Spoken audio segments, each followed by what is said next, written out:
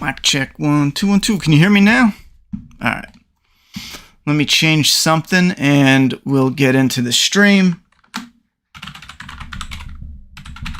I gotta change that. The mic is bouncing everywhere. All right. What are we doing?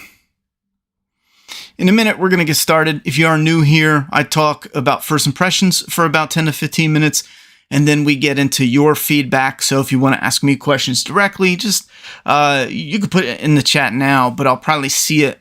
You'll have a greater chance of me seeing it if you put it in the chat in a few minutes. We're going to do a little mini intro because I'm going to clip this and then upload it. So that way those who just want to watch my review can watch it later when they catch up with the episode. However, if you... Let me check my stuff here, make sure the volume's good. If you're only here for my review, I will let you know exactly when I start it, which will be in about a minute or two, and I'll let you know exactly when it's over, so that way, if you're not interested in hanging out for the fan feedback, you don't have to. There's a mini update I'm going to do on its own, but I will let you know. I'll probably mention it coming up because there's some expansions I wanted to do as far as making YouTube content, and I want to. There's some things that I'm personally I want to do to help grow it. So I'll explain that coming up because that is definitely going to affect what we do for a few months, but you'll see when we discuss it. Anyhow, what are we looking at?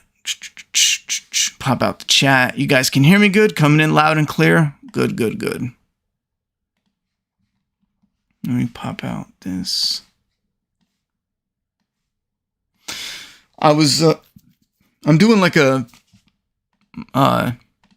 dumpster dive anniversary video just because I uploaded my first YouTube video 10 years ago this month, and it was a dumpster dive video. So me and my daughter went out for a few days, and I think the second day was like our biggest score. The third day was nothing. We're hitting kind of an area I used to hit, and then we're hitting an area that I wasn't diving before, so it took a little bit. I had to look around.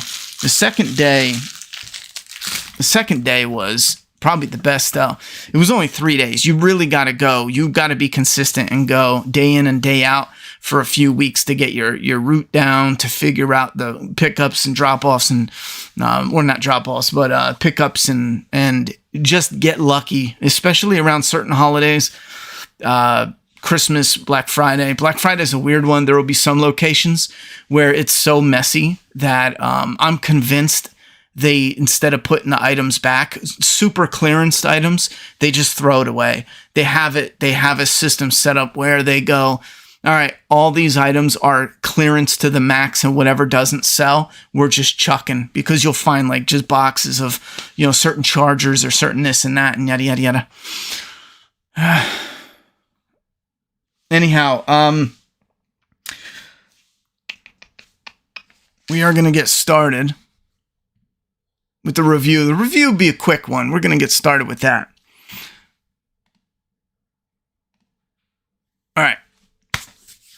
Let's get in with my first impression, thoughts, and opinions. Hold on 1 second. Let me pull this up. 3 minutes. Oh, this is a good timing, actually. Hold on.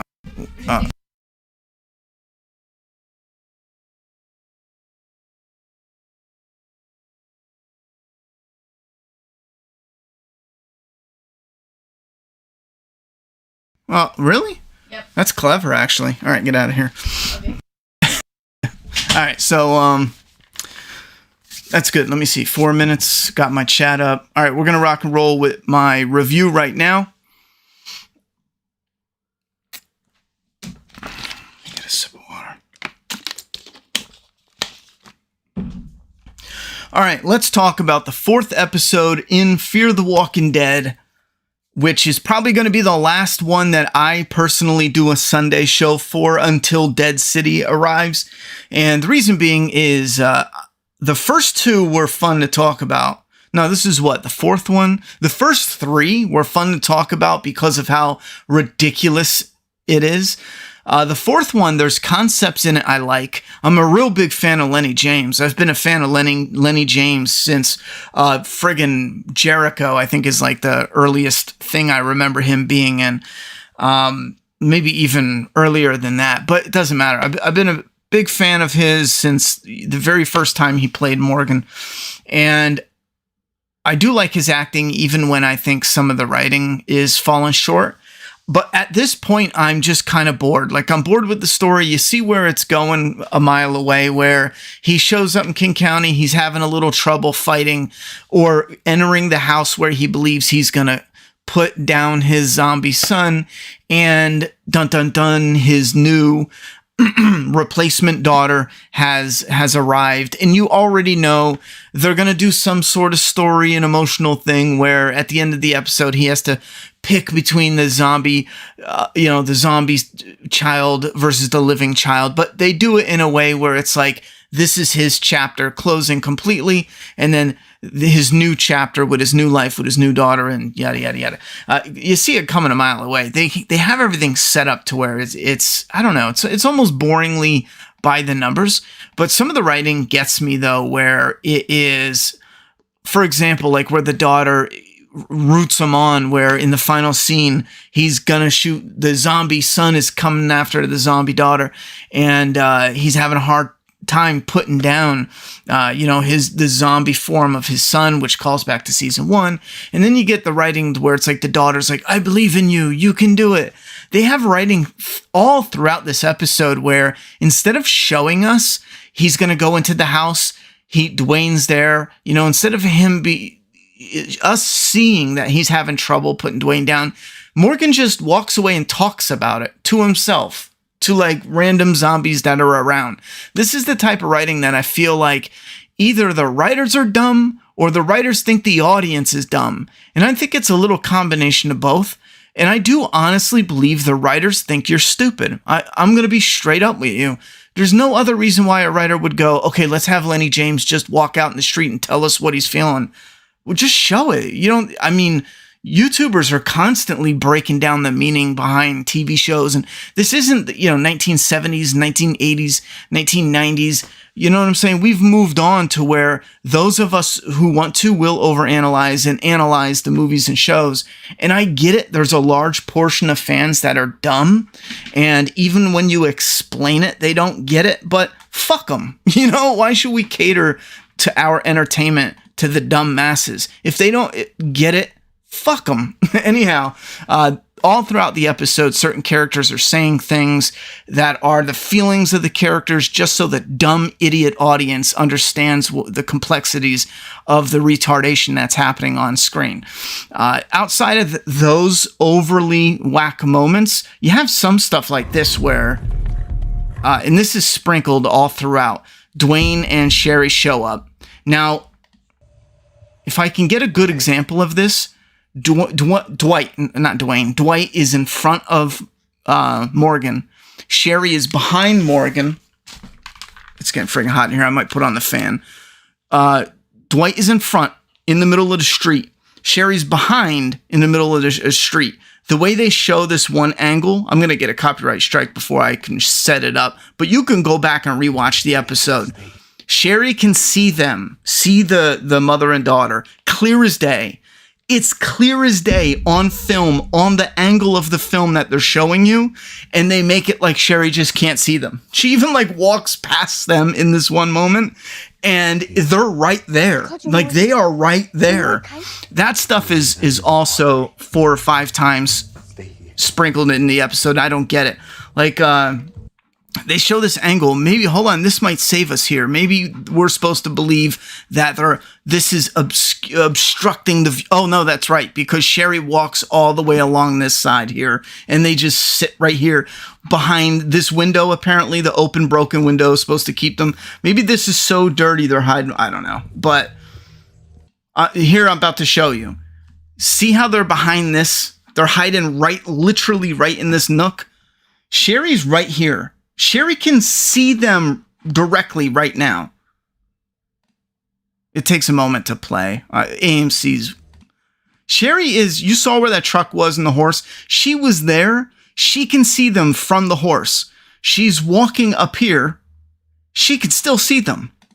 There's no way she can't see them. There's no excuse for this. She's strutting along. You see how they're hiding, how the angle is? When I first saw this, I was, yeah, right here.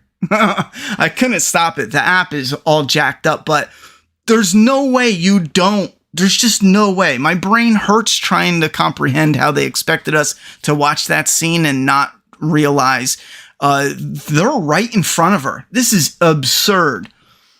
They do that a few times, but... How'd you find me? We're here to take you... The having Dwight and Sherry in the episode also felt like... If I don't know, it didn't feel like it was off, but it didn't. It felt like it was. I don't want to say interfering, but it did kind of feel like, I get where they were going for, but it did kind of feel like it was interfering in this Morgan centric episode. What's going on? But that didn't really bother me through the episode too much. It just didn't feel necessary. But I get what they were going for. I gotta pause that. This is going crazy. What happened here? Oh yeah, he kills the zombie here and he finds them. It don't matter. He finds them in the same area that friggin' Sherry just walked. Yeah, AMC's app is trash, bro. It does this all the time. I don't know if you guys have and it crashed. I don't know if you guys have a good time with this app, but if I ever try to pause and play the app, even if I'm doing dishes or something, and I pause it to call out to my daughter, or I'm cleaning and I pause it to go and do something else, just for a moment, the app will just act all nutty and shitty. Anyway, it's just boring. You know, he's here. He finds the body of his dead wife. He forgot that he lost his mind and chained his son up. I do like the concept because it's from the comic. In the comic, he lost his mind and chained his son up, and then he did let his son go. He acted like he was going to put his son down, and then he left with Rick and Abraham and Carl, I believe it was. And the comic ended, that issue ended with Morgan's son actually walking out of the house as if Morgan couldn't put him down. So that is actually the inspiration for what's going on with Morgan from season 1 to season from Fear the Walking Dead is actually from the source material. So concept-wise, there is a good chunk here I do like, but the length, the distance between here and where he's talking to, what's her name? I don't even give a shit anymore. The Screech girl, she's always in the mirror room. Do you ever notice that? Like, the budget is so shit. Anytime we see Screech, she's in the mirror room. And then Dwight and them are like, do you remember what I taught you? Yeah, do it now. And then he like sweeps her like Madison did, and it knocks her out. This is the second time in this show we saw somebody get attacked in the leg, right, and get knocked out. You ever have family members like goof around with a younger family member and they kick you in the leg or something? Like you're at a barbecue or something, you're goofing off at like the 8 or 9 year old. I think the kid in the show is supposed to be older. You're goofing off and they're trying to wrestle with you and you're barely even using any energy. And then you're making them feel good that you like, oh no, you're beating me up or something. And then the kid like kicks you in the leg and you barely feel it. In this show, it straight knocks your ass out. You're done. You're in a fucking coma. That kid sweeped her leg and it was a wrap. She fucking, we're talking instant KO. Imagine having that power and being in the UFC or something. That'd be unheard of. Being a boxer, having so much energy, I could tap you on the shoulder and just knock you the fuck out. Like, that shit is insane. I'm not going to use this anymore because this is just going to jam me up. They have this, I felt this part lighting the zombies up and sending them to the house. To me, it was just kind of boring filler. There's no tension here. Morgan's not going to die. The daughter's not going to die. The wife's not going to die. Dwight's not going to die. Dwight's not going to kill anybody. The Sherry's not going to die. Nothing's going to happen. There's no reason to build up tension between these characters. None of this is going to pop off. So it all boils down to the end of Morgan's life and getting over all his hang-ups with his dead zombie wife and zombie son, and now he's got a new family, and that's it. So the next episode looks incredibly boring, and that's probably where I'm gonna bow out. It doesn't even look so good it's bad anymore. It just looks boring. Morgan, he's not here. Yeah, I don't know. It's just bad. This isn't playing. Can I actually see what's going on here? Oh, yeah. Let me talk about that real quick. So they do this jump scare. And two things. They do the jump scare where a zombie comes out of nowhere. And I kind of like the fact that they do a jump scare. And I wish we would have more of it. But I wish it was to show the world it's dangerous. Not to do this fake out, zombie coming out of the dust and dirt. Zombie was just laying there quiet for fucking an hour. And then randomly, oh shit, okay, I'm going to pop out now and eat somebody. So the zombie just pops out. And the mother, I rewound it like 4 or 5 times. The mother actually turns her side to push the daughter out of the way. And there's a split second, and this is something I want to highlight for people making zombie content. Stop doing this. It's not clever. It's not going like this to a character on screen and being like, yeah, I hit a zombie bite in that moment right there. You're not clever. You're fucking trash, at making TV content, because all you're doing is saying, I have no real talent to do this scene where you see something unfold, but the way it unfolds, you miss the trick, the sleight of hand. I have no cinematic sleight of hand whatsoever. So I'm just going to have this character, for a split second, her side, it goes near the zombie, and the zombie takes a chunk out of the meat, the flesh, the clothing in that one split second, like this. The zombie bites. Don't think about the fact that a zombie has to actively bite down. A zombie has to actually rip the clothing and the flesh and all that off and pull away. Morgan's looking dead at it. So there's no way this happens behind the screen where a zombie's just, and the zombie takes a chunk out of her side. Filming zombie attacks like that is such bullshit. The Walking Dead did it a couple times, but never to this level of bullshit. Maybe with the character, like Carl, that was bullshit, the way they filmed that. This was worse because of the fact that it was on screen like this and the zombie bit her hand. It was like, oh, that fast. Next, they go over to Dwight and Sherry to get the mother the same treatment that Dwight and Sherry's kid got. Now, here's where I'll leave it up to the fans. I hate the idea of a cure for a show, a zombie show, unless it's built into it from the rip and purposefully. Like Last of Us has a really good version of it. But I will give them credit for a concept. If you had a good writer, this could work.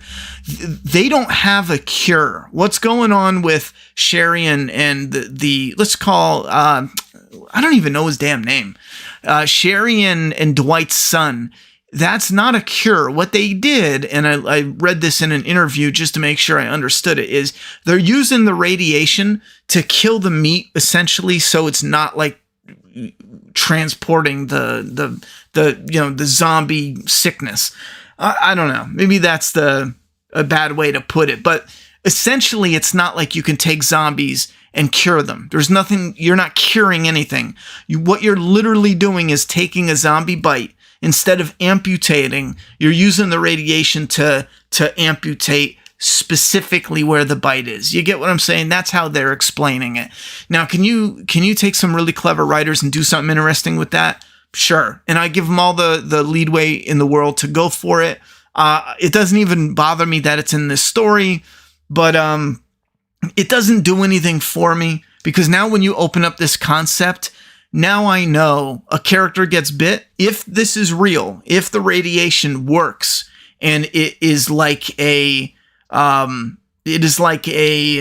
surface amputation. I don't know what else to call it, but you get where I'm going at. If it works, that means luckily it's the last season, because no zombie bites mean shit anymore. Once you have this magical doodah that can just cure zombie bites. Morgan's wife got bit. Who gives a fuck? They're going to do the magical radiation and then it doesn't matter anymore. So that's how they end it. In the next episode, it's all about getting her to the doctor and getting her cured. Again, I'm still skeptical they're going to actually go ahead with the radiation actually working. I feel like they're going to or they should be pulling the rug out from under you and go, oh, look, it doesn't actually work. I have a feeling it's gonna, and I don't think they're putting enough into the writing to make that work. I'll just put it that way. It is what it is, though. So anyhow, that's the episode 4 of Fear the Walking Dead season 8.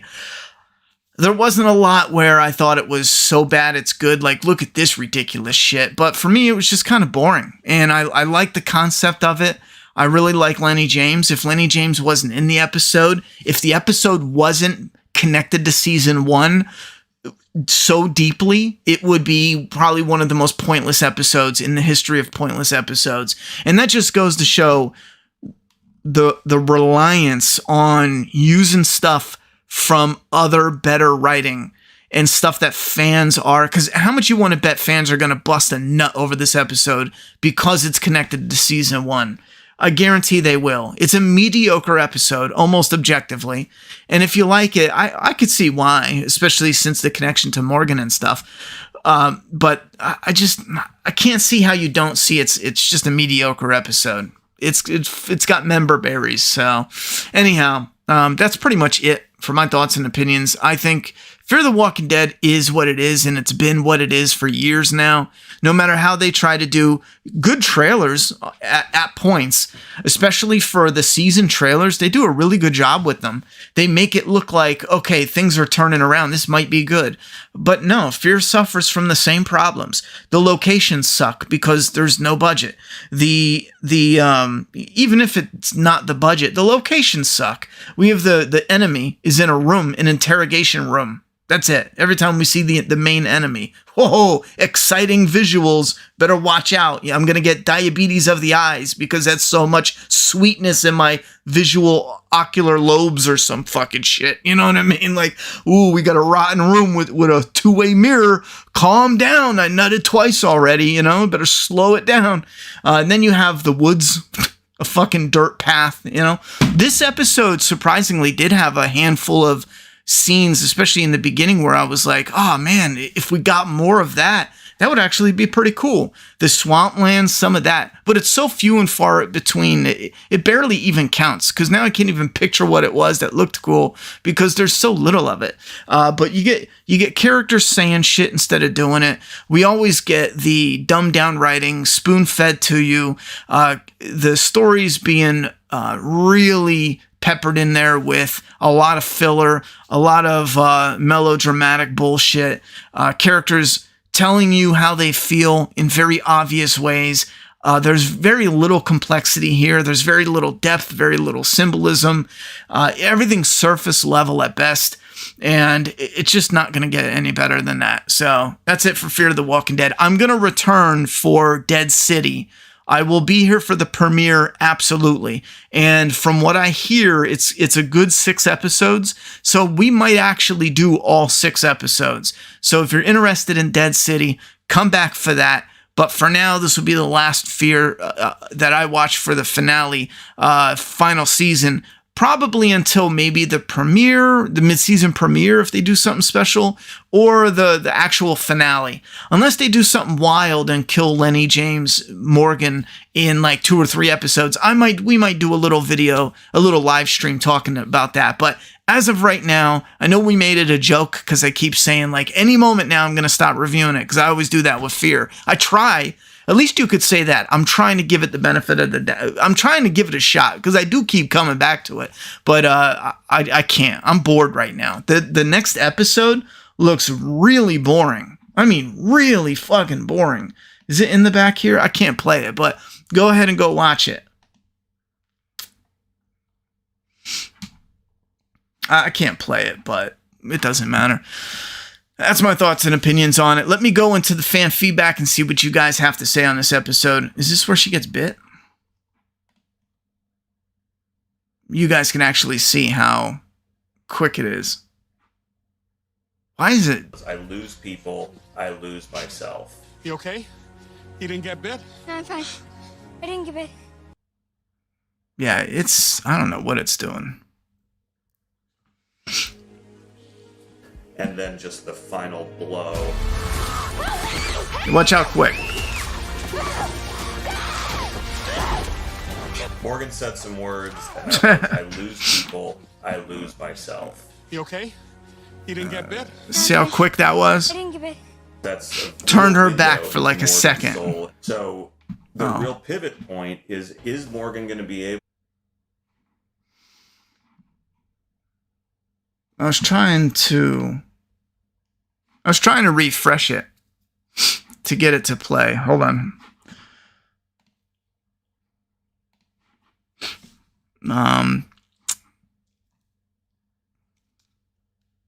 It doesn't matter. I'm not going to play any more clips. I was going to try to refresh it, but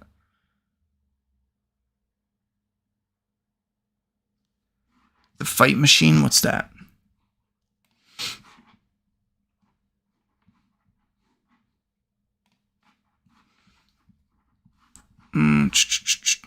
Put up the chat here.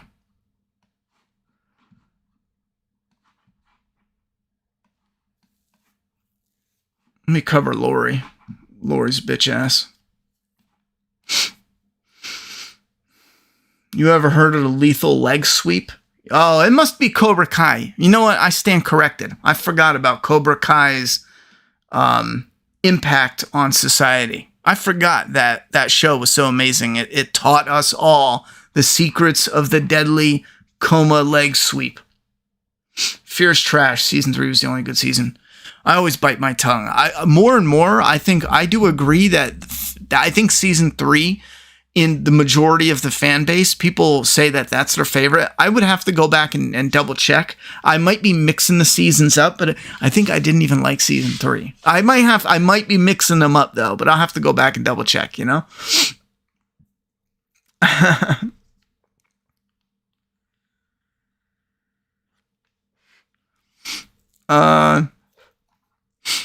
Yeah, and Jake Montoyo?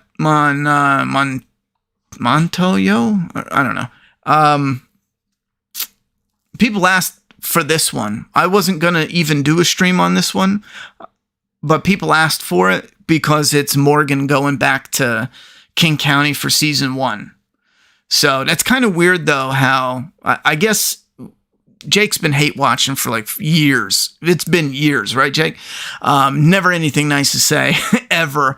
But it's weird how someone who, like, I could be doing anything with this hour right now. I got a handful of comments asking to do a stream to sit down and kick it with you. So I made it a plan. I scheduled some things, moved some things, just to make sure we're sitting down for an hour. I mean, I had stuff I needed to get done, but we'll sit down with you, you know? And I'm not making any money off this. Sunday night streams don't make any money. You know what I mean? I'm doing this because we had built up a community. People asked. So, I mean, I thought it was kind of a cool thing. People wanted me to be here. Maybe it's only 5 people. I don't know, but they wanted me to. So I decided to be here, but Jake has a problem with it because I don't like the show. I don't know. I guess you can't win. You know? Guess you can't win.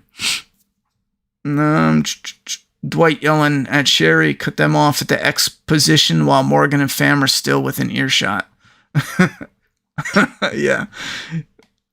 You just reminded me of that scene with Sherry just walking right by. Oh, man. I chopped this show up every week, but I did like the episode a little bit because of the reference back to the pilot. Well, and that's one thing where I stay extra critical, because if it's only because of what the pilot built, where do they get the right to get credit from it? You know what I'm saying? Like, the stuff that, when I look back at the stuff in it where I'm like, oh, I like that. It's built off of, the foundation is off of the pilot, where there's no work to do. The pilot did the work. All the work is there. The pilot and season 3 did the work with Clear. You know what I'm saying? The work's all there. So that's why I think, I think in a way it's, if the writers were the ones to do season 1, I don't even think it would be that obnoxious. I just feel like they've, in my opinion as a fan, they've dropped the ball so much. I don't even think they deserve to go back and connect it to season 1. You don't even deserve to interact with that level of writing. The episode didn't have the emotional punch I expected to feel. If this had been done in The Walking Dead, the great Rick and Morgan episode, so it felt so rushed. Yeah, I feel you there. Thank you very much for the $5 super chat. I watch after I just got done saying, I don't get money for this. He was like, I'm going to make you a liar. Here's $5. Thank you. I watched Lenny and Morgan, Austin, Dwight. That's it. Both actors. Yeah, I like the actors. I mean, I like the Sherry actor. They don't give her much to do, you know what I mean? Sherry is a character, but they weaseled this family, or they snuck this little family dynamic in there. I just don't, I don't even have faith they're going to even do much with it, but we'll see. At least it had more, you know, a pretty good punch in one of the episodes, but we'll see what they do. The Last of Us spoiled in its writing and production value. Walking Dead pales in comparison. I watched for Lenny and Morgan. I already read that. Fear of the Walking Dead is kind of the show that I watch in order to take notes on how not to write a zombie story. I definitely agree with that. And listen, I'll go toe-to-toe with people that are like, oh, that's too nitpicky with this, and that. To have a character on screen get bit, it's right in your face. And there are ways to do the, what did I call it? The cinematic sleight of hand. There's ways to do that. They chose not to. Why? Because they don't give a fuck. They don't care that it looks cheap and shitty. They don't care. There's only two options. They don't fucking care, or they genuinely think you're an idiot. There's no fucking way someone with a working, functioning brain goes like this. Oh yeah, that is a real zombie bite on screen, you know? Unless they think you're an idiot, or they actually are dumb themselves. There's no alternative. I mean, given they might be like, I mean, we got nothing to work with. We don't have a budget, so, and they need us to write this now, film this now. I mean, maybe they're in a tough spot. All right, fuck it, you know? But you better know people are going to call you out on how sloppy that is. You know, this slop. And that's one thing that you should never do in a zombie, in the zombie genre. Movie, TV show, anything. Have this really cheap visual of someone getting bit where you're like, clearly no one got bit. Oh no, someone did get bit. It's shocking because it looks fucking dumb, you know? Austin says, I want you to be here, Ronnie. Well, thank you very much, Austin. I appreciate that. Dead City premieres on Father's Day. Is that some kind of sick Glenn joke? Oh, that's actually funny. Does it really premiere on Father's Day? Bro, oh my God. Yo, we got to put Glenn in the thumbnail. Happy Father's Day. Dead City premiere. Negan, get that, beat that ass up. Does anyone else notice how the main bad guy, the character, the sister, gets knocked out every episode? Yo, she did, didn't she? First episode, Madison knocked down Morgan's daughter, friend now, Dwight's kid. Oh, man, she did get knocked out a bunch. That's funny. Yeah, please hit that like button. Show me some love. I appreciate it. Thank you, Ada B. Funny, no one ever went and found the gun or anything in like 10 plus years. Right? Listen, these are things where I will personally, if the story's good, if the characters are good, I will overlook people skipping this area and not looting it, because maybe they came in, they saw the traps, and they saw how funky this area looks, and maybe they decided, you know what, it's not even worth it. It's because when you're looting, in all honesty, I can only imagine, if you see a real shit area, maybe you don't even want to risk it that day.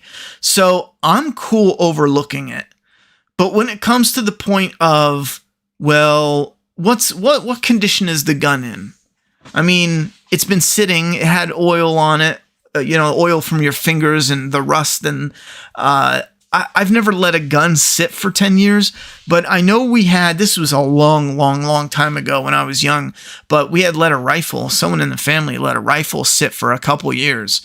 And I remember there was a problem with it and they had to take it apart and clean it and do something. I was so young, I didn't even pay attention other than the fact that, if the gun sat around, if it sits, there's problems with it, potentially. So that's my question. The gun just sat for 10 years and worked fine. And maybe that's a thing. Maybe, people who actually deal with storing guns often could be like, oh yeah, Ronnie, as long as he's not fingering this or getting dirt and shit in this or debris or, maybe you could pick a gun up after 10 years and just shoot it without cleaning it or anything, I mean, I doubt it. I fucking doubt it, but well, at least 5 people still watching the garbage can hear Ronnie covering it. Reminds me of the good old days. I appreciate it. Yeah, Frank Darabont did do the work. Agree on Fear basically stealing from season 1. Pretty clear season. Fear stolen The Walking Dead several times though. It has. Fear definitely has taken what The Walking Dead did and tried to get credit, just adding to it. They get bit, don't make a sound. No one screams. Yeah, deadly torque. That's another thing. People are getting bit. Pressure on the body, ripping out straight up a chunk of meat.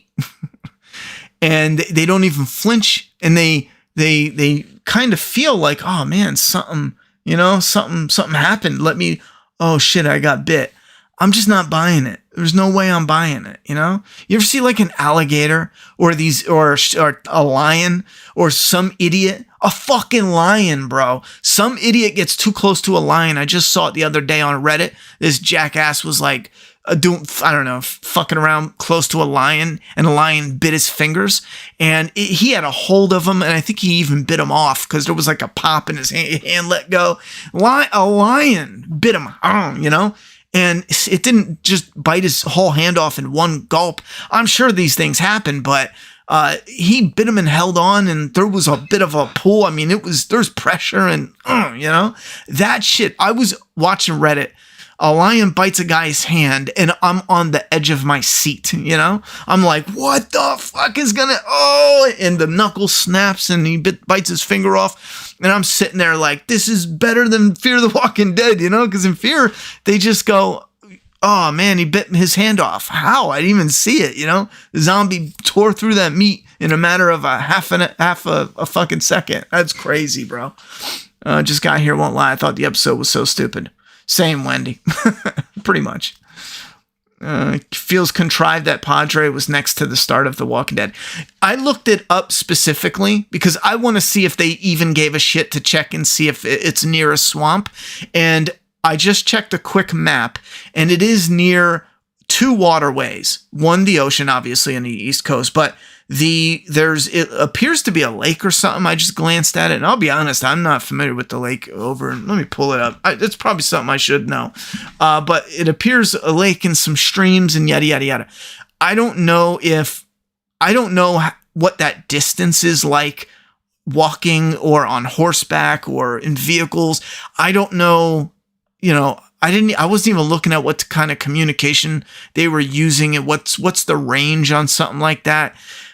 I don't know. Some of that stuff is like, all right, whatever. If it's entertaining, whatever. But at least there is water there. I'll put it that way. The real life location. So, whatever. Just give us something good.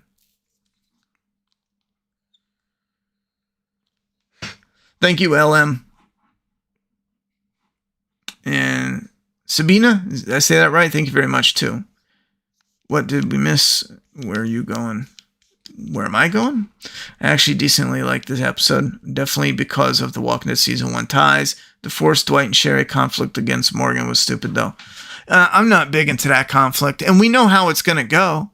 I just thought about how Dwight and Sherry are like, redoing the whole Saviors arc again. You know what I'm saying? Like they're working for Negan, Padre.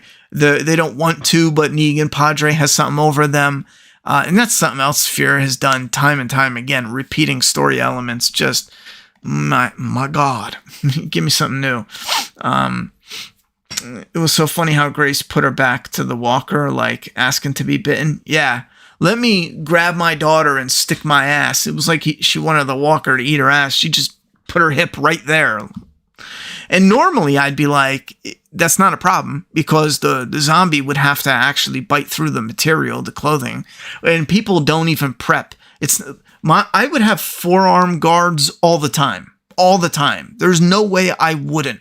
Anything where forearm guards, maybe like a two-piece guard on my side, something. You know what I'm saying? Because here's the idea. If the zombies can't break skin, penetrate the outer layer of your clothing, they can't bite you. They can't infect you. It's been 10 years, maybe more, a little bit, and nobody does anything. They even roll their sleeves up, for fuck's sake. This is madness, you know? This is insane. Scott Gimple is proving to be a huge disappointment in running his franchise. I really have little hope in the other spinoffs. Oh, let's hope we get something good in the world of The Walking Dead. Honestly, I hope Ronnie covers The Last of Us Season 2. Oh, I will. I'm covering the fuck out of that. But I understand he doesn't want to, because... No, I want to. I really want to. I don't want to watch the trash either. It'll be... Oh, I'm covered... this chair is fucking broke. One day I'm just gonna go... An actual welding broke on this chair. I'm gutted, because it was an expensive chair, but it's a Killabees gaming chair. I loved it. Fucking loved it. The other day it popped, and I turn it over. The actual welding snapped on the front end of it. But the back is still there. So as long as I don't fucking roll around in the chair, it's good, but it's gonna break any day now. Anyhow, The Last of Us Part 2 is going to be the only show I can think of where I'm actively covering it, anticipating some sort of just, well, I guess maybe you can count some of the times where I went into fear, for example. World Beyond, I knew that would be trash when I covered it, but no, Last of Us is like, I don't even care what they do in season 2, but I want to cover it, because no matter what they do, there's a problem. If they leave Joel for the majority or even a good chunk of it, there's a problem, because it proves they were wrong with what they did in the game. If they do the same thing they did as the game, it's going to be wild watching other people react to that. And I'm here for it, especially how the majority of people are watching because of, Daddy Joel. I'm here for it, man. Kill him in the first 10 minutes. Fucking do it. I goddamn dare you, Which they won't. They'll kill him in like episode 2 or some shit. The end of episode 2. But we'll see. Scott Gibbons approving. I can't believe the amount of people that said this was the best episode. It was so lazy. Well, then again, it could be the best episode from the 4 that we got, because 1, 2, and 3 were bad. I mean, they were bad episodes. I hear 8-6 is Morgan's last episode on Fear. Lenny finally had enough. But if you want to see the end of Morgan, I'm pretty sure that's the last one.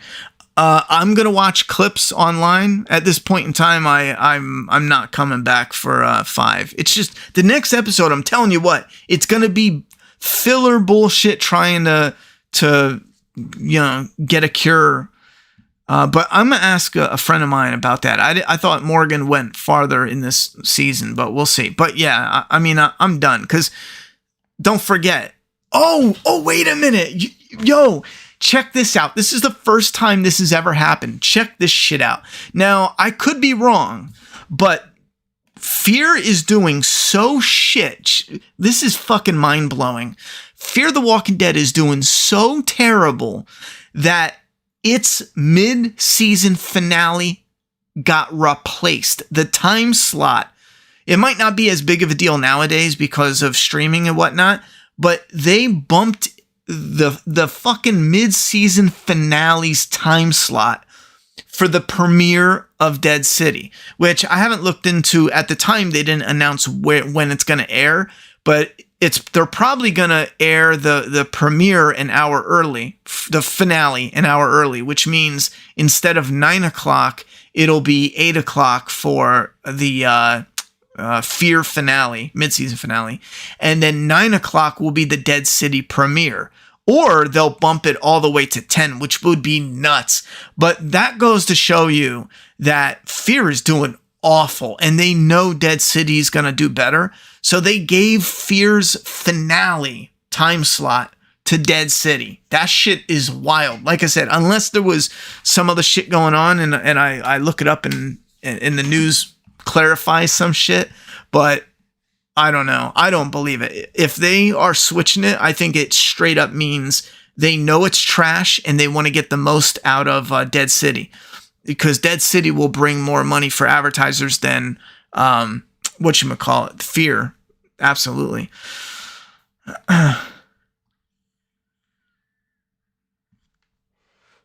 I think fans compared to other terrible episodes so far, because it was more than an episode, the episode was the best so far. Well, that is part of my criticism. I do think a lot of fans, will automatically give this one better credit. And I get why you're doing it, because it's the attachment to season 1. There's stuff in it I liked that I normally or even liked or wouldn't have hated as much, just because they connected it to season 1. Because again, I love the world that they built back in season 1.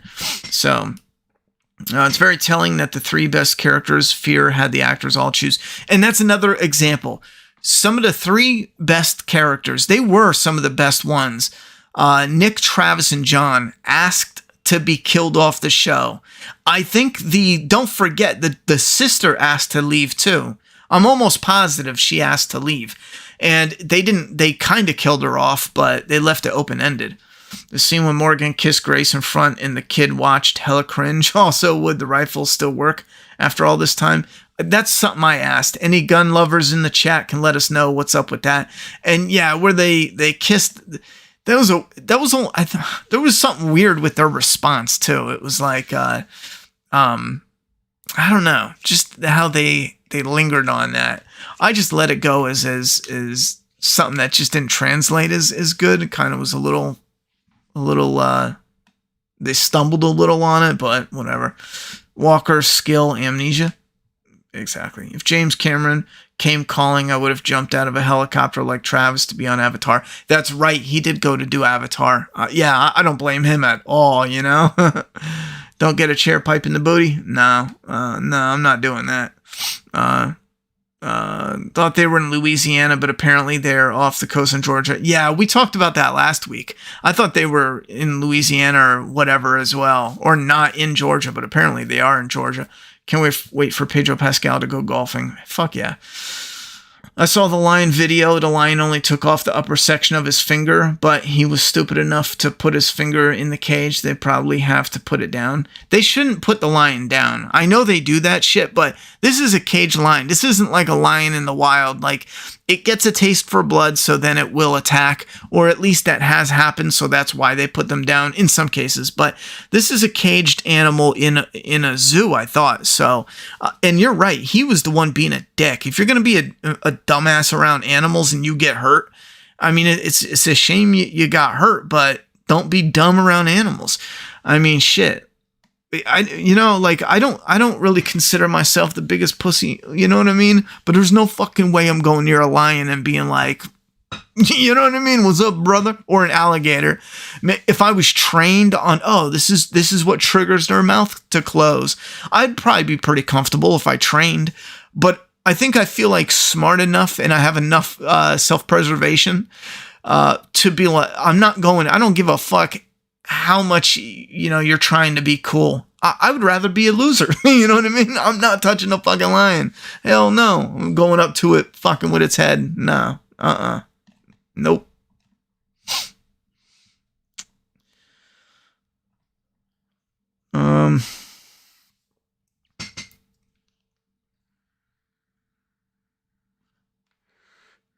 Grace died the same way Eastman died in The Walking Dead season 6. It's not bad writing. It's full circle.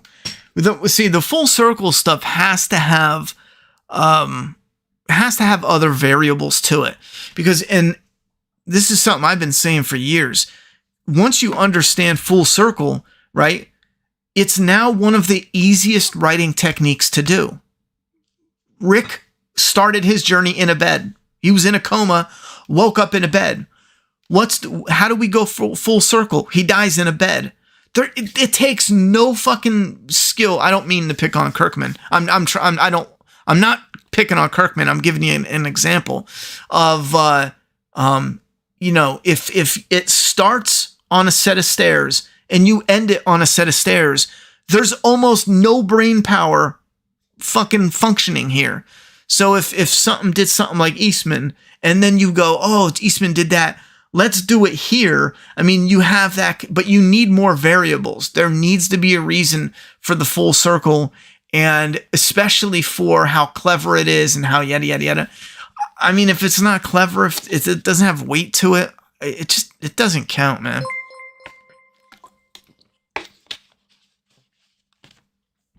I told you about this EP in Discord. Do you agree Lenny James should have instantly resigned after this? I'm assuming you just got here because I just went through it and I pretty much said the episode was shit. I wouldn't call it terrible. Again, some of the stuff that gets a passing grade, so to speak. It's all built off the stuff other writers did. So again, I don't give them a ton of props for being in King County. I don't give them a ton of props for being in the house that they were in the house from season 1. These are things where it's like, as a fan for fan service, it's like, okay, that's cool, revisiting this, but you don't get points for it, or at least in my brain, that's because again, you didn't build the base. Now, if they did something with it, and then the new thing they did was like, okay, that was like, holy shit, that was cool. That's where the points are. So my brain just kind of sees it as like, okay, we got filler here. We got forced conflict. We got cringe dialogue. All right, I'm enjoying the, for the most part, the forgotten trauma of, Dwight. Oh, they connect it to the comic. Again, these are things where it's like, I enjoyed that. But look back at what we got. The connection is from season 1. The Dwight being chained up is literally from the comic, the writers did nothing. They just took other people's writing and put it in there. I'm trying to clarify why my brain doesn't go, okay, so that makes this best. It's not your work. It's just something that other people did that you're showing now. The stuff that is totally theirs didn't even come close to wowing. So it is what it is. I would have to say the episode was boring. The next episode looks even worse. That just looks like a filler. Yeah, like Travis from the start. Madison was cringe. I liked the actor playing Madison, Kim Dickens, from a number of different things like Deadwood and other shit like that. And I went in excited for her, but she was cold, and they later tried saying, oh, we wanted her to be distant so she could be a villain or something. But I feel like they dropped the ball because it just made her look like a bad actor, man. She just had no range. She was just staring all the time, like, Remember her staring at the neighbor with holding the hammer, and she's staring in between the fence, and the neighbor's like, it's just, there's nothing there. It's like a blank, there's too much of that. So I wish they did more with Madison as far as like expressive. She doesn't have to be all like flamboyant, but something. Same with Travis Beckside. Forgot Daryl was even getting a spinoff. Oh, really? Bet Grace. Oh, thank you very much, Slizzle22 for the 5. I appreciate that. See what Travis, man. Forgot Daryl was even in a spinoff. Bet Grace dies and his kid's being taken with Morgan. Wait, hold on. Bet Grace dies and his kid being taken. Morgan goes on clear Terminator mode. Dwight or Sherry die. Hope this radiation thing isn't really a cure. Wouldn't the radiation just give them cancer? The radiation isn't a cure. I explained it before how it is basically killing the cells or the meat or the flesh or whatever around the bite. So therefore, if it's like fighting fire with fire, if you burn the ground, a controlled burn, the fire hits the burn and it doesn't keep burning it, it just goes out. That's the idea, is they're killing the cells. So as the bite spreads, it sounds dumber now that I think about it, but as the bite spreads, it spreads to dead and kind of dies off. There's an article and they explain it as like, it's not a cure. It's more like a surface level, it's like radiation amputation without taking off, you know what I mean? Like your arm or leg or chest, pec muscle, so it isn't a cure, but it does cure. I don't know. It is, but it isn't. Like, you can't take a zombie and cure them. You have to be bitten, and it just stops it from turning you, and then it heals as a regular, wound. Fear of the Walking Dead is very bad. It is very bad. More idea stealing from The Walking Dead, as already mentioned. Oh, absolutely. To be honest, at least Kirkman knew he had to run his course and ended the story. Yeah, I was using Kirkman as an example. I don't knock coming full circle, because before it was, nowadays it feels like it is the rage. It's the thing to do. For some reason, the internet turned it into, overdrive. Everything has to come full circle. I used to love it 10 years ago, 15 years ago. I used to adore full circle because it wasn't in everything. And when they did come full circle, there was more variables other than starts on stairs, ends on stairs. There was more to it usually, I broke down a number of things that came full circle that packed a punch. I just, if you start in A and end in A, to me, there's no thought process. But if you have other variables that help pack that punch, that's where I'm like, okay, that's fucking awesome. She certainly didn't look very scared of the floating head walker about to bite her. That acting was terrible. I don't care how badass you are. That's terrifying. Yeah, I want more. Oh, wait a minute. I did like this skunk. It's the smell. Morgan got skunk sprayed on him. The skunk smell on him.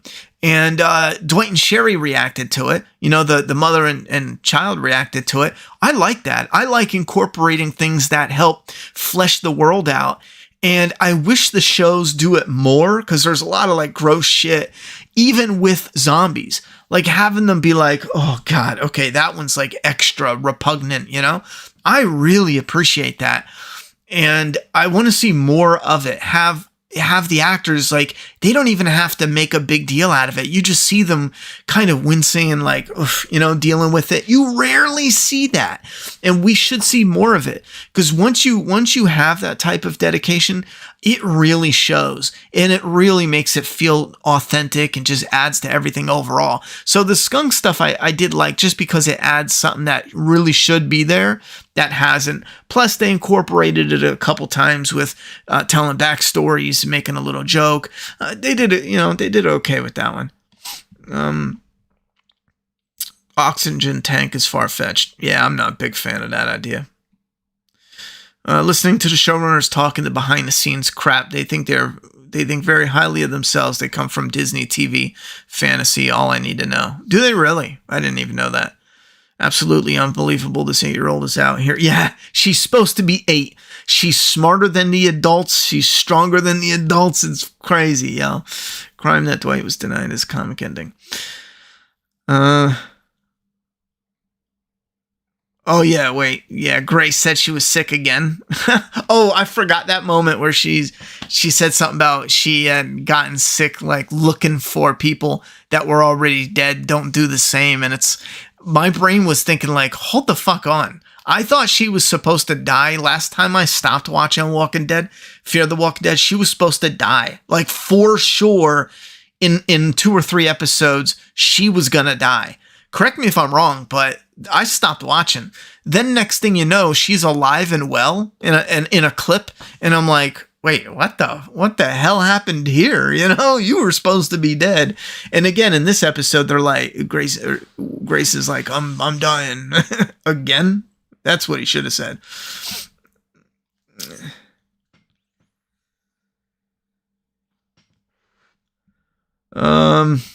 I just wish fans didn't pop for this stuff. They get so happy for nostalgia. It's just easy to make them happy. I've accepted the fact that the remaining fans, I don't want to word it in a negative way. I don't mean it where they're easier to please. I don't mean it like that, but they are remaining, because they're getting at least some enjoyment out of it. So yeah, they are going to like more of it than fans that have started to push away from it. So, a fan that's starting to get annoyed with Fear is more likely to be like 70% annoyed, whereas a fan that's at least enjoying even the slow, more boring episodes, they might be annoyed with some things still, but it'll be it'll be like more of a 30% annoyance. So I've already accepted that fact because I noticed with the comment section was amazing. When I was doing the reviews for Fear in like season 4 or 5, you actually saw these giant dips in people showing, like, because we had thousands of people at that time, and you saw giant dips in people showing up. And when the greater the dip, you'd also notice the increase in positive comments. And there was a moment where I was like, this is fucking wild. Like half the people showed up this week for Fear the Walking Dead. This is years ago. But the positivity's more. There's even less people that are like upset with it. That's because the people who didn't like it are leaving. Back then it was by the fucking millions, bro. They were out, the show, not my channel. But it had this really weird effect where you had like, however many people, you had like 5,000 people here watching, and like let's say 3,000 were annoyed with the show. Then the next week 4,000 were watching, but 1,000 that were annoyed left. So those negative comments never came in with them. And I remember that's what it really dawned on me. It's a common sense thing, but it really dawned on me after that came. We were 5,000, then 2,000, then 500 people showed up.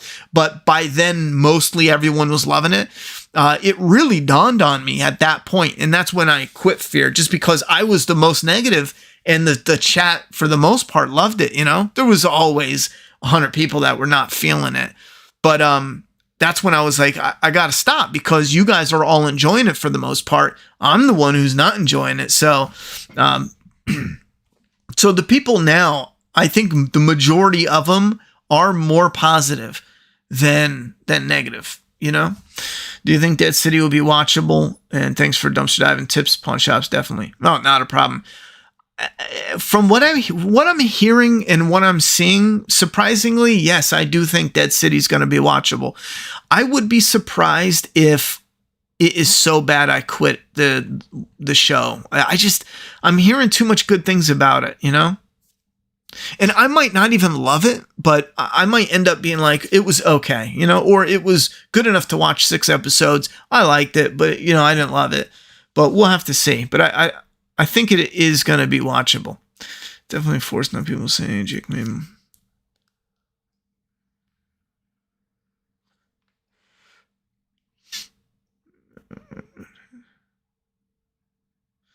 Oh, I see what you're saying. I like the idea of expanding on the origins of the virus, but radiation curing the virus is dumb. Yeah, I'm waiting to see, because keep in mind, the radiation versus the virus, that's still new. They've talked about it in interviews, but they technically haven't confirmed anything in the show.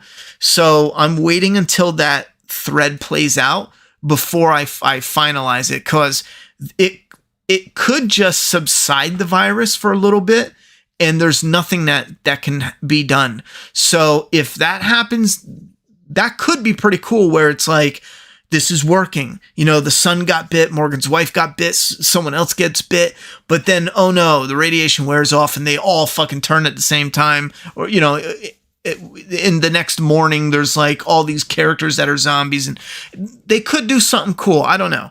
I'm not saying that's going to be specifically cool, but you never know. I'll let them finish, but I will say right off the rip, radiation curing the virus bite itself, I'm with you on that. I don't know. You have me on a thread.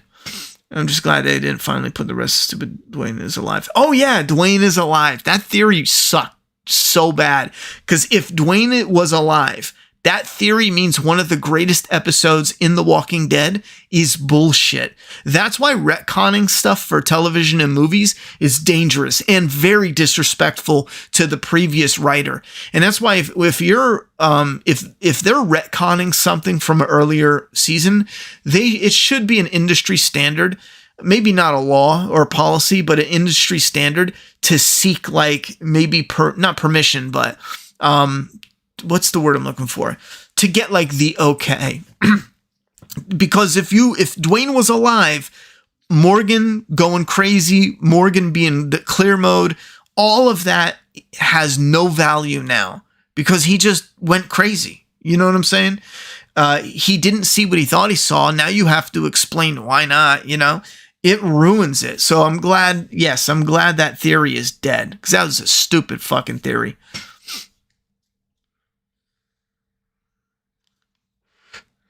Slizzle said, you seem to like this episode more than I did. It was a debacle. I don't know. I don't want to say I liked it because I sure didn't.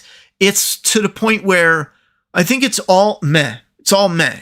Even the stuff that, like you're saying, I can't say I liked it because it's to the point where it didn't do anything positive for me, but it didn't do anything negative. It wasn't like, oh, this is fucking terrible. Not the entire episode. I'm talking about those scenes that you think I'm liking, you know? And I just want to clarify, it doesn't matter. You can hate every fiber of the episodes being, I just want to clarify my feelings for the episode are mostly meh. I did like concepts of it. Like I like the concept of Morgan forgetting he chained Dwayne up. I think there is something there about finishing a storyline with a child that passed and then starting a new storyline with a child that you have kind of like a second chance at life. I don't feel like the show did anything with that second chance at life symbolism or I just don't think the show did anything with it. It's all surface level, you know, and they just spell it out for you, which I'm against. Whereas Victor, he has no storyline this season. I don't know. He's supposed to be showing up any friggin' episode now. Wait, she was pregnant and thought she was dying? I thought she had radiation. Like, for real radiation. Another thing I found kind of dumb was the fact that Morgan didn't want to put Dwayne down quicker than this. It's been 10 years. I just found it odd. Yeah, I found that odd. I think they did okay with the makeup. I just want to mention of the wife. Now, I watched season 1 a lot, so I recognized immediately, like, that's not the same woman. They didn't CGI the same woman's face, yada, yada. Oh, maybe they did CGI, but it definitely wasn't, the same person. Just by how it looked, sunken in eyes and everything they did, I swear right now, you can put them side by side. There's no way they're the same woman, but they're close enough. That's what I'm giving them credit for, where if you didn't watch season 1 as much as I did, or, maybe a ton, you might have actually thought like, oh, wow, they got the same actor for that. Maybe they even did get the same actor, but I tell you what, it wasn't a 1-for-1. It just didn't have that look. I'll have to go and do a side-by-side. Maybe I'm wrong, but another thing I found kind of dumb was the fact that Morgan hadn't wanted to... Okay, I did that one. If Fear the Walking Dead had the Last of Us budget, do you think we would finally be satisfied as fans of the universe? These writers with the Last of Us budget, I doubt it. I don't think so. I don't think so. If you have solid writing, even with a low budget, you're going to enjoy the story aspects, but you're still going to be like, my God, I'm sick of the woods. I'm sick of these dumb locations. But you're still going to find so much potential in the concepts and the story and the ideas and the character interaction. Look at season 2. Season 2 is incredible, but it suffers a lot from a lot. But because of the writing potential, the storytelling potential is so strong in season 2, it shines and it shows you what they could have done with double the budget. It's not there in my eyes. I dipped season 8. Didn't even watch the series, just watched Ronnie covering the show. Absolute garbage. Yeah, I got you.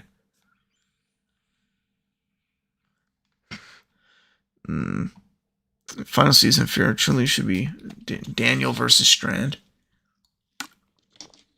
Yeah, they're not. That's not. As of right now, that's not nothing.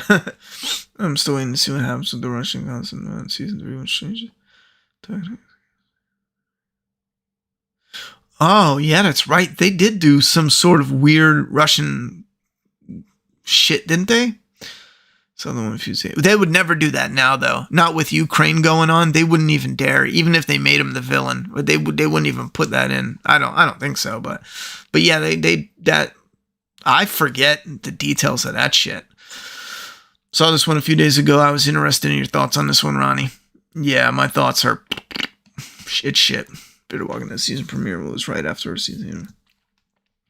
Fear season 4 premiere was right after season 8 of The Walking Dead finale. In my country, there was a watch party for 8/16. It was so funny how 90% of people left after season 4 episode 1 started. Yeah, I know. There was it was the same thing for us. We had one that was right in front of the other, and I guarantee that's very similar. People just bounced. Ronnie, do you think they will add zombie in space, like a space virus? I don't know. They might try it, but I don't know. I don't think so. That's like more of a 90s thing, but you never know. They could get so desperate. Morgan took the sniper back to the house for some reason after seeing Rick again in 312. I guess so. Even if Dead City isn't great, it will be different. Yeah, wait a minute. Morgan moved houses. Yeah, Morgan moved houses. He wasn't in the same house in Clear, and that's where all his weapons were. So, yeah, I think that's what you mean, right? I don't know. Even if Dead City isn't great, it'll be different, which we haven't gotten in yet. Yeah, that's true.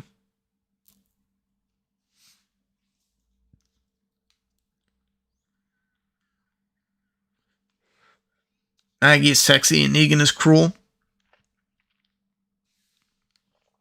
He should be cruel.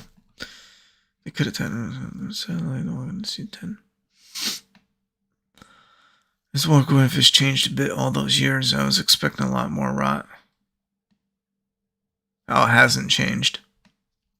I just think it's funny how, like, she did have some wild hair, and it's funny that when he finds the zombie remains, it's like this skeleton with wild hair. You know what I mean? It's just kind of funny how they were like, let's make that the defining factor. This is wild ass Doc Brown hair. How the hell are the characters even alive? The radiation would kill them. I'm not sure. I dipped out of that season. Most fans still watch it because of Clark's and OG characters. Viewership, writing a good story. It's been that way since they took over. Well, yeah, they paid Morgan a lot of money, but don't forget they paid Alicia a lot of money too. And let me look that up because I could have sworn I read something where she was the highest paid.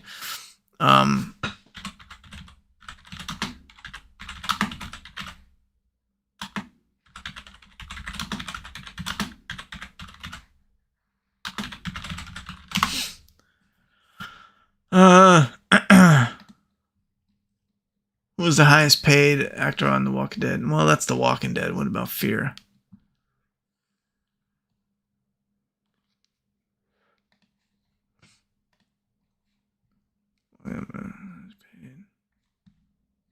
Norman Reedus gets $1 million per episode. Do we have? I don't know. It sucks, man. You try to look up Fear and Walking Dead comes up.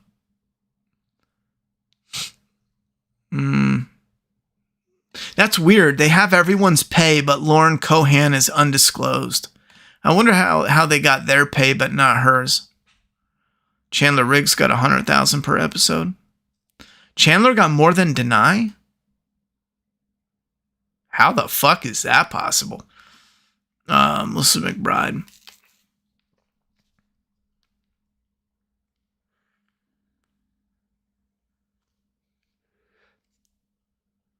Yeah, if this is true,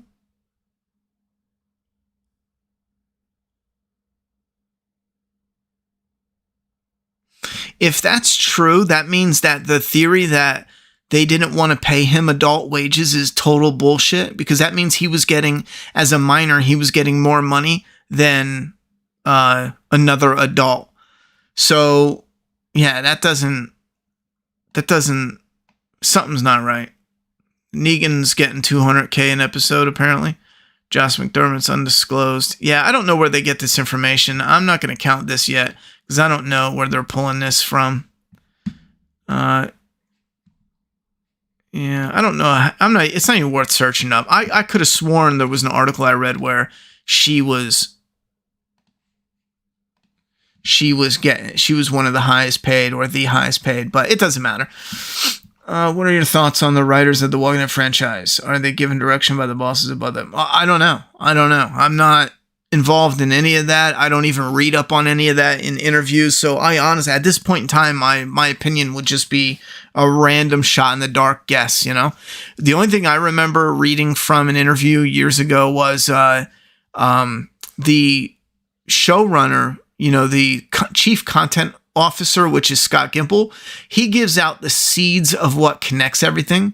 Like, for an example, the one episode he told so-and-so to put this CRM element in there with just a helicopter and a couple of other things. And that's it. Here's a helicopter. Here's a couple things. Put it in, you know, one of these episodes. And that's all the connective tissue. Scott Gimple doesn't go over every single script and yada, yada, yada. But as far as like Rick, you know, if you're writing Fear or whatever spinoff, you can't just be like, you know what, I'm gonna use Rick. No, it doesn't work like that. So I think they pretty much are in their own little bubbles until it branches out. The bigger it is that branches out, that's probably where they gotta get some guidance from, you know. But I do believe that they're in their own bubbles, pretty much. Season 2 of The Walking Dead is incredible. It makes me sad when people crap on it. It was nice people in a big drama, blah, blah, blah. I feel you on that one. I thought I was misremembering. Morgan's house in The Walking Dead, my mind says he lived on a T intersection, looking down the T. Now there's a house across the street. I just remember the zombie that was resting on the fence and Rick coming out and being injured. I know there is a scene where Morgan shoots the zombie and Dwayne hits him over the head. That I don't know. I don't know. I'd have to go back and double check, but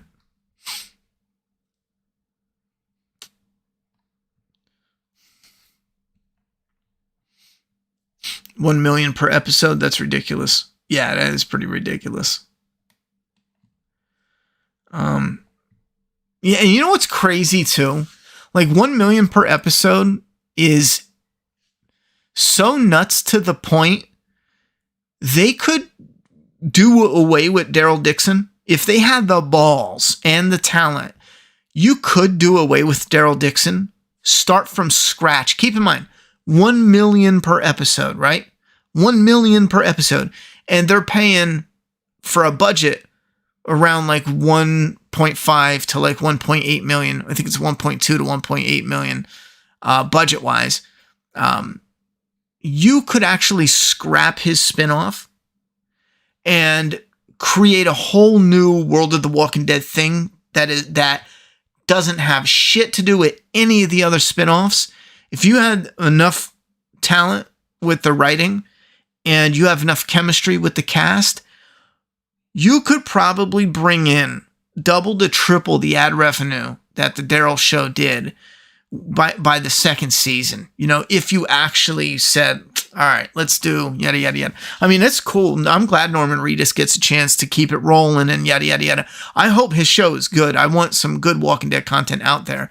But it's just the thought that like like AMC and like just the creative industry, they're so just incompetent on such a large scale that like 90% of what we get is just shit, you know? It's just shit.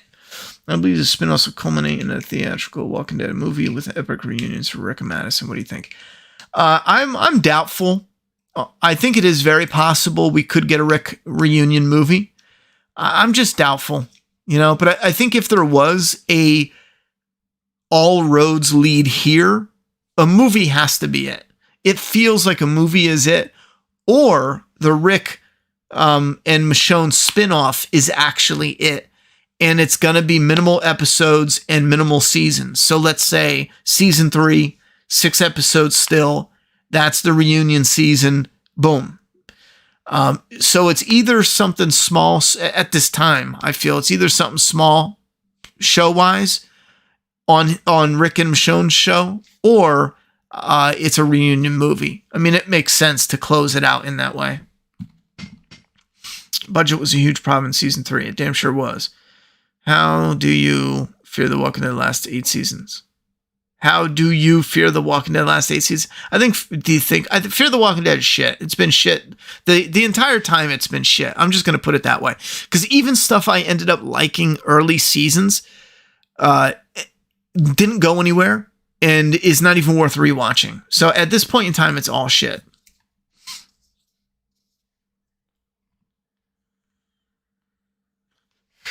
Oh, that's right. That's right. You said, yeah, Morgan was aiming at his wife on the 2nd floor as she was coming down the street.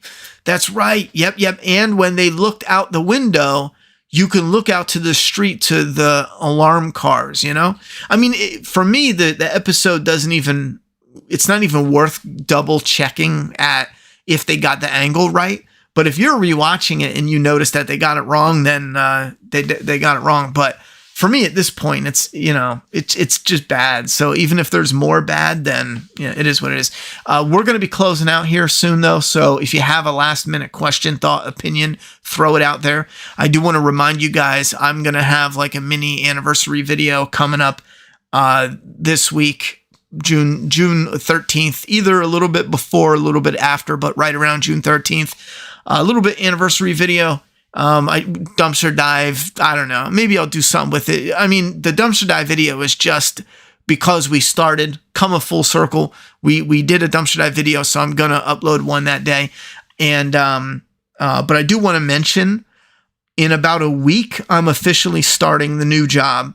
And the problem I was having is before I was doing side work and trying to juggle doing YouTube content, and they were both suffering for years. I mean, because my focus is jumping back and forth, and it's just not good. So I'm deciding to take the opportunity to get into HVAC eventually, because you got to do 2-year apprentices and shit like that. So, but that's where I'm headed. So I'm going to be doing this maintenance gig. It's going to be full time. So from 7 in the morning to 7 at night, I'm going to be, nowhere near a computer. I'm going to be working. I might be able to fool around on social media on lunch break or something. But so from 7 to 7 every day from Monday to Friday, I'm not going to be around to make any type of content. You might still see like videos pop up, because on the weekends I might talk about 3 or 4 topics, just 10-minute videos where I'm talking about stuff and I upload them. So you will see some stuff pop up. But when I first start the job, I'm going to throw myself into the job for a few weeks just to get a schedule going. Then once I do, the idea is that the job is good money, and I'm going to be utilizing that money to obviously live. But also, I want to put that money into making some upgrades, so when I am working on content, things are a little easier. Like I just said, this chair broke, so I want to buy a new chair. Replacing the computer is probably my biggest upgrade, just because when I'm editing Flawverse All right now, if I get more than 10 minutes into an edit, it's just choppy, and it's very difficult to see the preview screen, and it slows me down dramatically. So if I can go ahead and throw a few grand into a workstation, and I don't have that problem when I'm editing, it can probably trim hours off of my edit time, just because I don't have to back up, wait 30 seconds, let the computer catch up, hit play, see what the clip is. That's not right. Back up, wait 30 seconds. It's just a headache. And all Flaversaw they're over 10 minutes. So there's no way to do a Flaversaw that's like 8 minutes. Anyway, so that is going to be the focus. And when I get settled, we're still going to be here for Sunday for Dead City. But when I get settled and I get a schedule and a structure going, I'll let you guys know what the plan will be from there. But my focus is obviously anything that is a talking head video is going to be up on the map channel. Any new games, there's nothing right now, but we could stream some games here and there on the Ronnie Hayes channel. But my main focus is the Flaversaw on the Flaversaw channel. Those videos are going to be my priority once I get the stability and the time management scheduled right, because I'm looking at, like I said, from 7 to 7 every day is going to be shot. On the weekends, I'm taking one full day, a full chunk of hours that I do want to sit down and just edit, because I do find it peaceful. It's like meditation, taking a moment away from work and editing a Flaversaw. For me, I get a lot of enjoyment out of it. So it's going to be one a day, and then I'm going to have an hour or two each day set aside to tinker, because that way I could work on something before I go to bed and kind of calm me down for the night. But that's going to be the focus, just a heads up. Anyhow, let me see if there's any questions that came in while I was rambling. I mean, I don't even know if these updates are important. I think my main focus is if I'm busy for a couple weeks, but I'm still working and planning and prepping and doing stuff for my comic. And this way, if I got the job and I got a steady, decent check coming in that was better than what I was doing before, I could just straight up buy all the stock I want for the comic, and we can do things that are better. Like when we need to resupply, we have to make sure we can do sales and then resupply and yada, yada, yada. So it should help a lot. But again, my time management's going to be very surgical. Like I'm only going to work on certain things. But my point though is, if a couple weeks go by and I'm not doing anything, I didn't just run away. I didn't just say, fuck this, I'm not doing content. I'm just getting my funds straight so I can focus back on doing some cool shit. That's pretty much it. Anyway, I don't do HVAC. Hell yeah, I do HVAC sales. GG, man. Yeah, this area is desperate for people that work in apartment complexes doing maintenance work, and they pay decent. So I'm going to jump into that. I'm doing that for a bit, but where I'm doing that, I'm also going to get into getting my hours in for doing HVAC. I think you have to have like, how many thousands of hours. So it's like, no, JJ, it's not a 12-hour shift. No, my point was just to give you an idea, 7 to 7, 7 in the morning, I got to wake up. Let's let this play.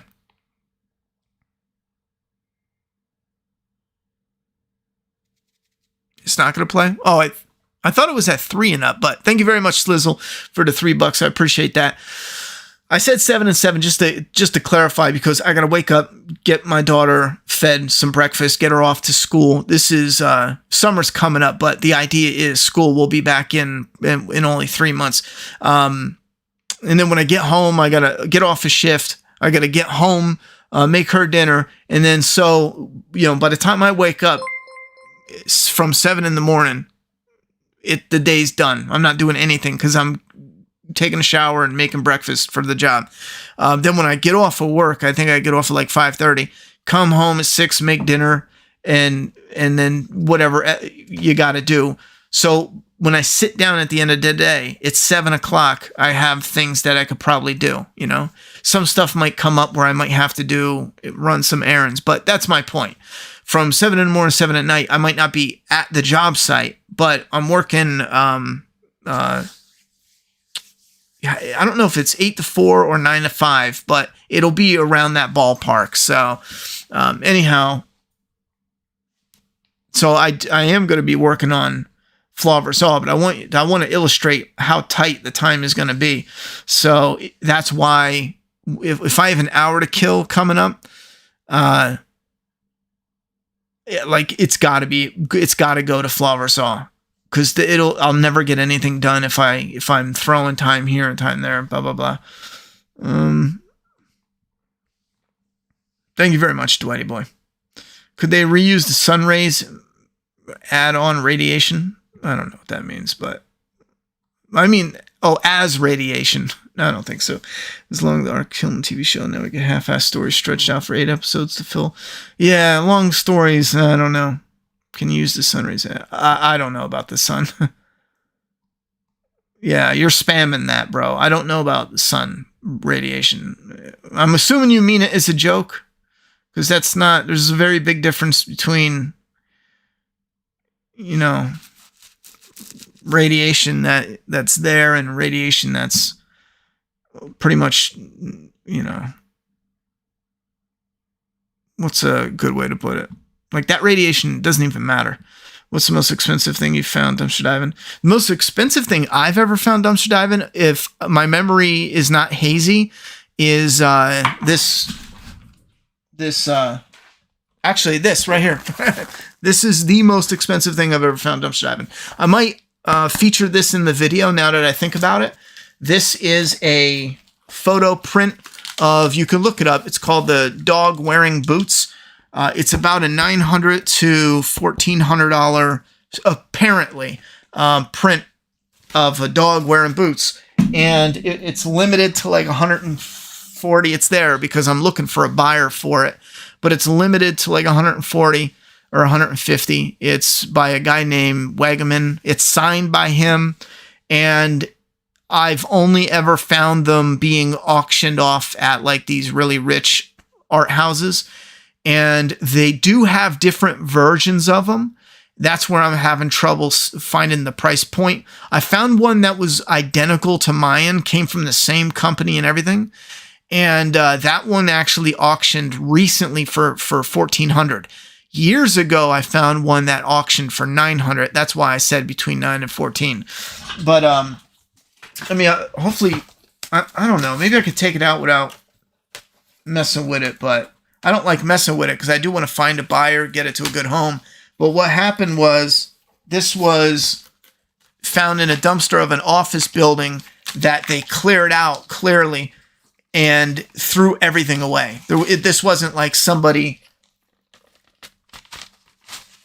like they purposefully lifted a lawyer's office and threw everything away. Because I looked the lawyer up after the fact, like a year later, because I found a piece of paper with his name on it at the time, and he apparently defrauded someone and went to prison. So apparently he went to prison, and they just took his office and threw it in the dumpster. So it's called the Dog Wearing Boots, and there's the doggy, and it's signed 1988 by William Wegman, I think is his name, and it's from, I think it's called Friends of Photography. What's neat is he must have bought it for himself or somebody else, and he never opened it ever, because I found it brand new in the shipping container, in the trash among his files and everything. And originally I wanted to contact to see if like something funky was going on, but no, he legit went to prison and they threw all his shit out. So it wasn't like, oh, someone, oh no, that somebody else threw someone's property away. No, they straight up, whatever was going on, that's the property, that didn't matter. You know what I mean? But I would love to find a buyer though, because I'm sure there's fans of that artwork. To me, it doesn't, I look at it and it doesn't mean anything, but you can find a fan of a movie and you look at this, movie, I don't know, replica or no, movie memorabilia, like screen used piece of fabric.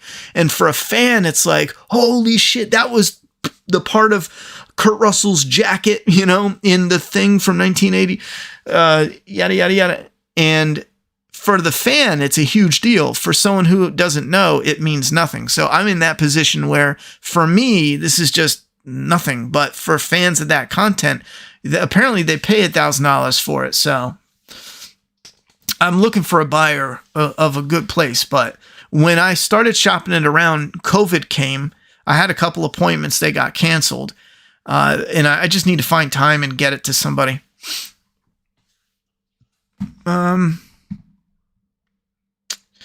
Directly facing the sun. So yeah, you're putting some information about solar energy. I don't know. Ask the writers of the show. I'll be honest. Yeah, I don't know. I don't know because I don't even know in what. All we know is someone got bit. They're doing radiation on the person. Did we even see how they did radiation? Like, you're asking me these questions and I don't know because the show doesn't tell us anything but radiation. And again, most of us think that's stupid. So, I don't know esports. Man, but I gotta say FTWD sucks, but I'm a decade in and still watch. Yeah, thank you very much for the 5, Slizzle. I'm heading out too after I read these last couple comments, and I agree with you. I think it just sucks.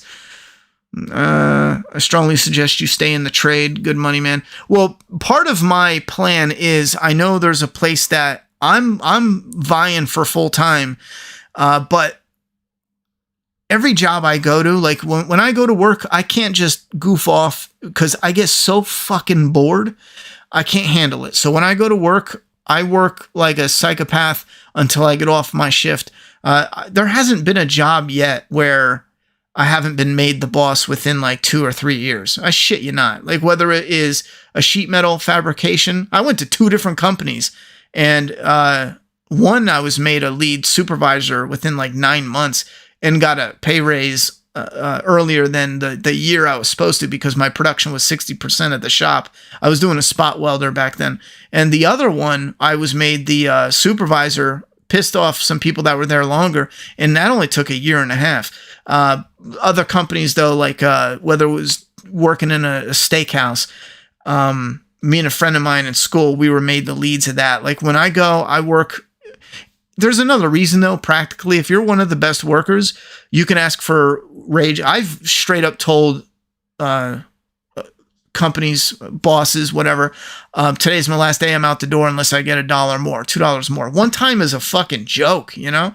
Just because I know if you work like a psycho and your work is good and they don't have to double fix it, people will be like, you got to look at the demand. There has to be demand.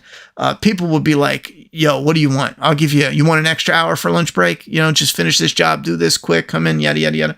But you also got to not, say yes to everything and let them be a punk. Anyway, my point is I want to go work like a crazy person, and there is a potential opening to be able to get more flexible with your hours. That's what I'm vying for. So that way I go in there, bust my ass, and then when it comes time to take advantage of that flexibility, this way, if I need a little bit of time, maybe 3 days straight here to work on something, so that way I can put out a little fluff or something, a little something, I can have the flexibility. So that's my game plan. So we'll see how it goes, though. Oh,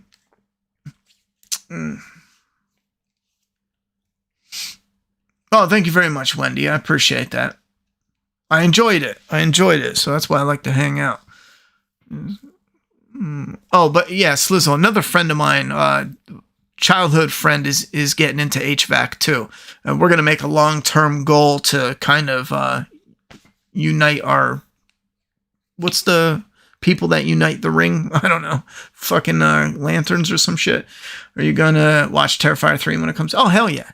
See, and that's the thing is if I see Terrifier 3 on a weekend, and if I can sit down for 10 minutes and do a little video talking head and then upload it, that's more of like a hobby thing where it doesn't matter if I'm doing funky editing. It doesn't matter if 10 people can watch, 100 people can watch. I mean, it doesn't matter, because I'm working my regular day job. So the pressure is totally off. Right now, it's like the pressure is, I got to find a way for this YouTube channel to make money or else I'm hurting, So I think that's going to help a ton, especially pressure-wise, because then I could just throw out, here's my thoughts and opinions on this topic, and I don't care how many people watch it because my day job got me covered, Yeah, I've done construction work since I was young. I did roofing for, 2 years? I'll tell you straight, I hate roofing. First time I did roofing, I was a teenager. My uncle had a construction company. I started at a young age pulling weeds, and then got a different job and ended up coming back when I was like 18, I think. I worked with him for a couple years. We did roofing in Pennsylvania in the winter. So we would go out, shovel, this is when we were framing houses. We would shovel, 3 feet of snow off of the foundation and start framing the house. Same thing for a roof. You go out, you got to shovel the shit out, all the snow. And that was the one that I hated the worst, because when you show up, it's so fucking cold in the morning. You got to shovel snow. And then by the middle of the day, the sun is cooking you, because there's no escape. You're on a roof just cooking. That's one thing I'll bitch and moan about. I did roofing for a couple of years. I fucking hate it. You get in decent shape though, because you're chucking shingles over your shoulder, carrying them up a ladder like it's nothing. So it's good and bad. Is the point of dumpster diving to make money? Or are you selling? Not right now. If anyone is going dumpster diving, the point should be to make money. You can make money, but this was just for a video because we did it 10 years ago. That's it. I hope the job goes well. What do you think? Do the job with flaws and all? Eventually I would like to do John Wick. Only the first movie though. I would need a lot of interest to do all the movies, but the first movie. Eventually. It's down the line though. I probably wouldn't do John Wick this year. I'll be honest with you. There's too many movies that are ahead of it. It's crazy how some of the things they throw away behind the trash at GameStop, even games there, could be donated for free instead of get thrown away. I found a lot of crazy shit. I'm going to try to put a bunch of it in the anniversary video. Like I found statues to this day that I still have. I'm convinced GameStop opens collector's editions in some scenarios, takes the game out and throws them away, because I found Arkham City or Arkham Asylum. I found the entire box, statue, art book. I still have this stuff. Statue, art book, the actual cool box that folded down. The only thing missing was the game. There was a free movie with a DVD inside it. The only thing missing, the game, the disc. The case was still there. I found Grand Theft Auto 5, the beginning of the second week it was released. And I found that I put a video up about that. That's actually a true story. That's not a clickbait video. I found that in a GameStop dumpster. No idea why it was thrown out. I'm going to have to rewatch the video to remind myself. There might be a reason. I think I found the disc one day and I found a brand new case like 2 days later. So I just I married them together. But I'm convinced GameStop does shit like that, because I found a ton of shit at GameStop.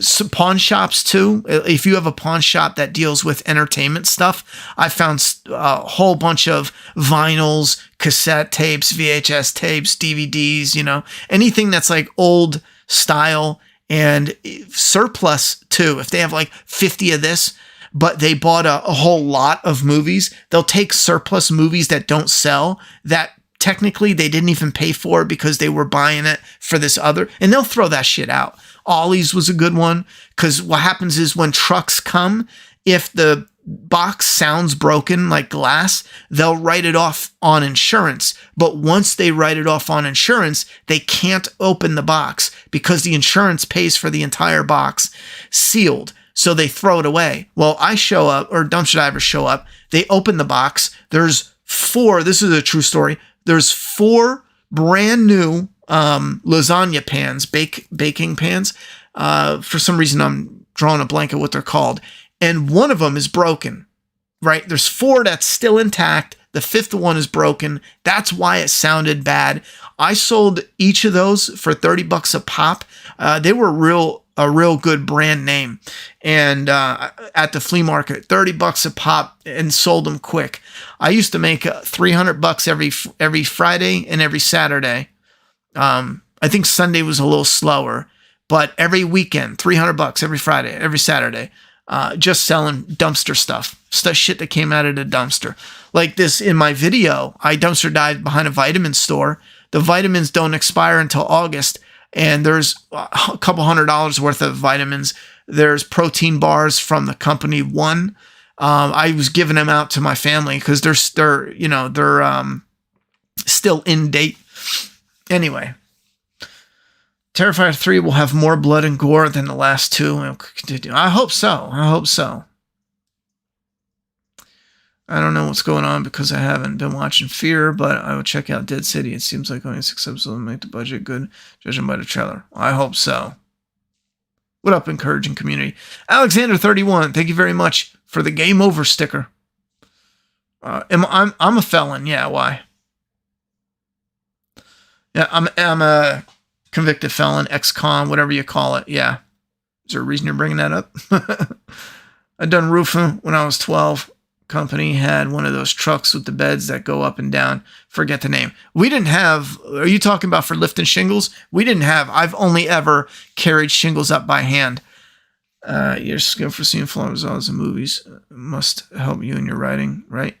Well, I think just being a fan and recognizing what pulls you out of a movie, that's what I put into my video. So just that in itself, I think a lot of people that are fans of movies, when they identify, okay, I'm watching a movie, I'm enjoying this, and they become self-aware of just focusing on what draws you out of a movie. Like, oh, shit, that moment. Well, why did it draw you out of a movie? Kind of question yourself. That's the idea behind discovering, because something might draw you out of a movie, and you might not even really think about it too much. But if you stop and think about it, you'll be like, oh, that's why it drew me out. Because the moment this happens, my brain goes, oh, that's it. You know what I mean?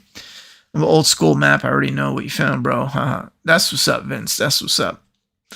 Do you have a dumpster dive? Yeah, I have a dumpster dive playlist. I just got off. Sorry, Mr. Stream. What I missed? You missed a little bit. The episode sucked. Yeah, for shingles and equipment. Yeah, I've never had a lift, unfortunately. Pyrex glass. Yeah, Pyrex could be it. I think I was thinking of like a specific kind of, but it is that. It's a lasagna dish.